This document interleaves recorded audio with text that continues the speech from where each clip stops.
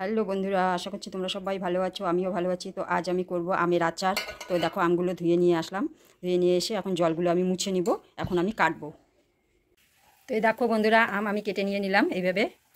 দেখো কীভাবে টুকরো করে নিলাম, এই সাইজ করে। তো চলো, এটা আমি কখন করব তোমরা দেখো। তো দেখো বন্ধুরা, আমি আমার আমের আচারটা বানানোর জন্য কি কি নিয়েছি। এখানে নিয়েছি দেখো 5 ফোড়ন, সর্ষে দানা, কয়েকটা তেজপাতা, শুকনো লঙ্কা, গোটা জিরা আর মৌরি। এগুলো আমি একসঙ্গে এখন একটু ভেজে নিব। ভেজে নিয়ে আমি এটা গুঁড়ো করে নিব। গুঁড়ো করে এটা আমি দেব। তো আমি চলে আসলাম, কড়াই বসিয়ে দিয়েছি, দিয়ে দিলাম তেল। যা গরম করেছে বন্ধুরা, আর বলো না, প্রচণ্ড গরম। তো আচারটা বানানোর জন্য আমি তেলে যে ফোড়নে দিয়ে দিচ্ছি তেজপাতা আর 2টো শুকনো লঙ্কা, আর দিয়ে দিচ্ছি 5 ফোড়ন।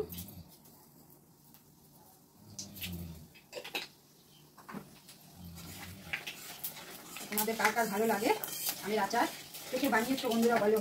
আমি তো আজ এবার প্রথম বানাচ্ছি, এখনো মানে এবারই ফার্স্ট। এর আগে বানিয়েছিলাম গত বছর, তো ওটা দিয়েছিলাম আর কি, কিন্তু ডিলিট করতে হয়েছিল কারণবশত। এবার আবার বানাচ্ছি। আমার মেয়ে ভীষণ ভালোবাসে আমের আচার, কার না ভালো লাগে বলো। তো তেলটা গরম হয়ে গেছে, তারপর সব কিছু ইয়ে হয়ে গেছে। আমি আমগুলো দিয়ে দিচ্ছি। আমটা আমি দিয়ে দিলাম। তবে বন্ধুরা একটা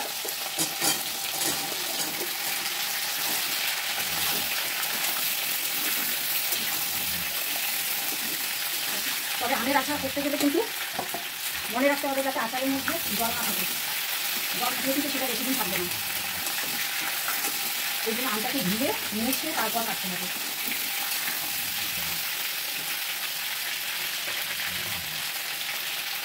আমি দিয়ে দিচ্ছি লবণ পরিমাপ মতো।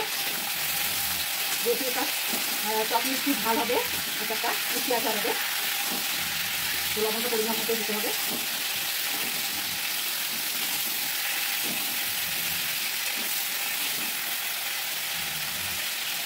আর একটু লাগবে হচ্ছে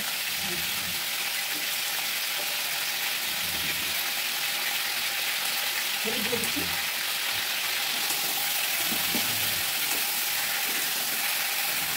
এই আচারটা কিন্তু খেতে দারুণ লাগে বন্ধুরা, দারুণ টেস্টি। কারণ আমি এটা প্রত্যেক বছরই করি তো, আর অনেক দিন আমি এটা 1 বছর পর্যন্ত আমি রাখি। একটু ভিনেগার দিয়ে নিই। যারা যারা মানে বেশি দিন রাখতে চাও আর কি আমার আচারটাকে, তারা একটু ভিনেগার দিয়ে নিলে অনেক দিন থাকবে। আর আমি এটা আজকে ভিনেগার দেবো না, কারণ এটা অল্প আচার তো, এটা তাড়াতাড়ি শেষ হয়ে যাবে। এরপর যেটা বানাবো বেশি করে বানাবো, একটু 1 বছরের সংরক্ষিত করে রাখবো। সেটা আমি ভিনেগার দিয়েই করবো। এটাতে আজকে থেকে ভিনেগার দেবো না, এটা তাড়াতাড়ি শেষ হয়ে যাবে। কারণ এটা একটু মেখে দেবো, নিয়ে যাবে একটু। তো লবণ হলুদ দিয়ে একটু ভেজে নেবো ভালো করে।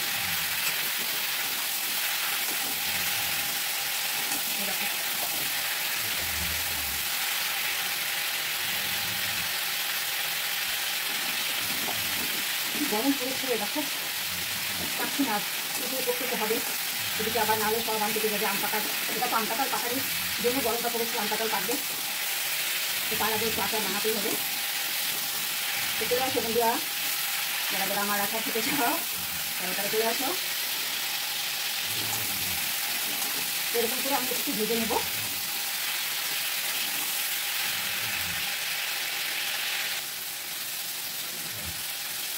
দেখো বন্ধুরা, লবণটা দেওয়ার পর যতটুকু জল বেরিয়েছিল আর কি, সেই জলটুকু একটু ভাজতে ভাজতে একদম ভিটে গেছে। এখন কিন্তু সব তেল নেই, দেখো সব তেল।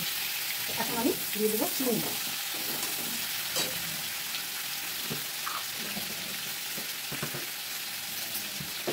তখন আমি দিয়ে দিচ্ছি চিনি। চিনি দিয়ে নিলাম।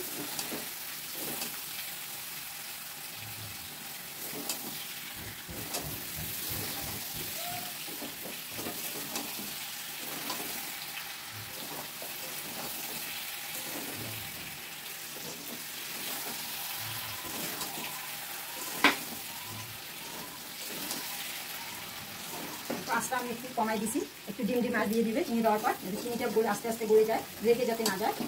দেখো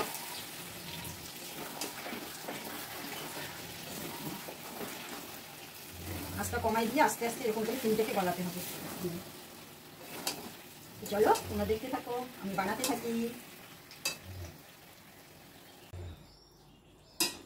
দেখো চিনিটা গলে কিন্তু দেখো একদম বের হয়ে গেছে, জল গলে গেলে দেখো কতটা। তো এটা আস্তে আস্তে আঁচ দিয়ে কমাতে হবে।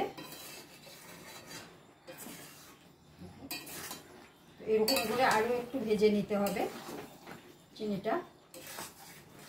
চিনিটা কিন্তু ভালো করে ভাজতে হয় বন্ধুরা, না হলে বেশি দিন থাকবে না, জল বের হয়ে যাবে। যাতে জলটা বের না হয় সেজন্য চিনিটাকে ভেজে নিতে হবে,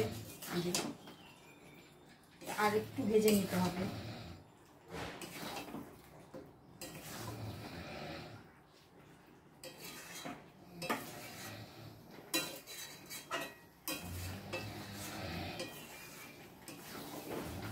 আচার বানানোও কিন্তু অত সোজা নয় বন্ধুরা, সবাই বানাতে পারে না। যারা মানে আমারই আছে অনেকেই, আমার যেমন আমার বোন এখনো পারে না, ও আমাকেই বলে দিদি এটা কি করবো, দিদি ওটা কি করবো, আমি বলে বলে দেই, তারপরও বানাই। আচার বানাতেও একটু ধৈর্য লাগে, একটু লাগে।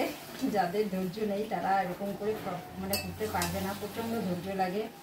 কারণ জল যে কোনো আচারে জল লাগানো চলবে না, ওটাকে ধুতে হবে, ধুয়ে ভালো করে মুছতে হবে, শুকাতে হবে, তারপর কাটতে হবে, তারপর আচার বানাতে হবে। আর আচারটা বানাতে হবে তার জন্য তো মশলাও রেডি করতে হয়, মশলা রেডি করাও তো একটা ব্যাপার, তাই না?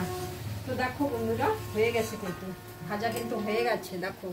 তো আমি যে মশলাটা গুঁড়ো করে রেখেছিলাম তোমাদের দেখিয়েছি, তো এটা আমি দেখো ভেজে কিন্তু গুঁড়ো করে নিয়েছি, এই দেখো। তো এই মশলাটা আমি এখন দিয়ে দেব, দেখো দেখো মশলাটা দিয়ে আমি নামাবো। তো তোমরা দেখো একটু, এই যে মশলাটা দিয়ে দিলাম ছড়িয়ে, এতটা লাগবে না, আমি একটু বেশি করে করে রাখলাম, কারণ আমি এরপর আর একদিন বানাবো, তো আজকে অল্প। তো আর একটা কথা হলো, কার কার বাড়িতে আম আছে বন্ধুরা? আমার বাড়িতে একটা ছোট গাছের মধ্যে কয়েকটা হয়েছে, তো আচার চাটনি খেয়ে শেষ করে ফেলেছি, বেশি হয়নি, 20-25টার মতো হয়েছিল, তো অলরেডি খেয়ে ফেলেছি।